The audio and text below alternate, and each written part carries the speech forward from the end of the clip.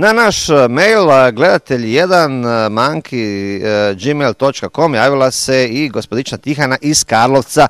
Ona kaže da je često puta malo ovako nemarna i zaboravna, dogovori se s curama za večerni izlazak i onda skuži da je garderoba prljava, odnosno nije problem oprati garderobu, nego je problem garderobu osušiti. Pita nas Tihana iz Karlovca, dakle, kako može brzo, recimo u 5 minuta, osušiti svoju garderobu doma koju je netom prije oprala, ne bi li tu istu garderobu obukla i u toj garderobi otišla na večerni izlazak, draga moja Tihana, i taj smo problem vama i svima ostalima riješili na opće zadovoljstvo.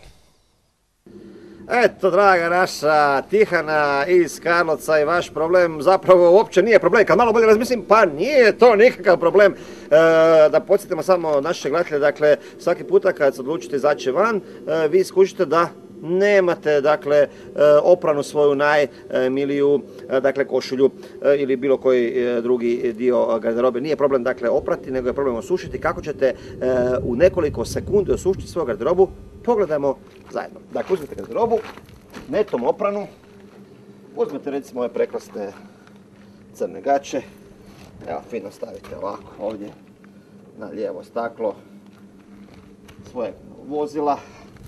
Evo, imamo još recimo gaće. Možete staviti nekoliko artikala, evo stavit ćemo ovdje da bude to, dakle, brže. Stavit ćemo dvoje gaće, evo recimo ovdje na lijevu stranu. Onda recimo ovu veliku, recimo, košulju. Evo, košulju možemo staviti ovdje.